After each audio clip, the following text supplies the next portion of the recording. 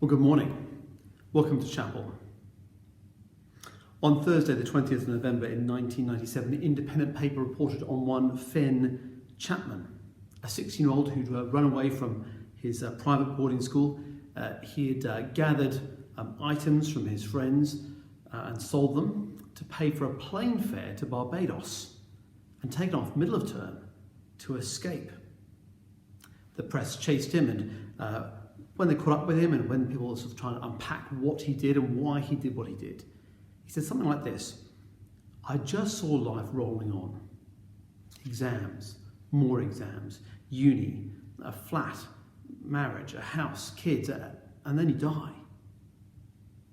I want a time to stop and work out if that's it." Now, I'm not advocating jetting off to Barbados, especially if you've stolen essentially the money to do it. But taking time to work out what life really is all about is a fantastic thing to do, isn't it? I don't know many people who do that properly. Often we're so busy working at life and trying to do the life we have in front of us well, we don't really stop to think about what life actually is. We think we're doing it, we say we're doing it, but we're sort of doing it on the fly, in the spare time, in the odd corners. Well, lockdown life, as a third of our lockdowns, lockdown life has forced a great deal of change upon us.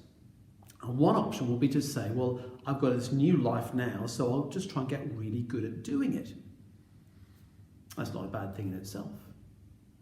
Another option would be to say, look, this makes me look at life. This is an opportunity. What is it? What is my life? In John's Gospel, chapter 10, Jesus says, "I've come that they may have life and have it to the full." Life. A full life. Life in all its fullness. That sounds really good, doesn't it? So a verse worth reading in context before I try and make it say things it doesn't say. But what is a life? And what is a full life? Because Jesus doesn't offer to tell people how to live it. He offers to give them a full life. A bit like his explanation of life in the Sermon on the Mount. He says this: "Don't think I've come to abolish the law or the prophets. I've not come to abolish them, but to fulfill them." He's going to turn everything upside down, he says. But he's not going to lead a religious revolution or advocate for a different lifestyle. This is not an update, Life 2.0. He's not abolishing, he's fulfilling. And life now isn't fulfilled because you know which supermarket has all the flour and eggs. Although if you know, let me know, because I haven't had any for weeks. And I won't be fulfilled if when I get together again, when I get to go out to Nando's with my friends, although I am looking forward to such things.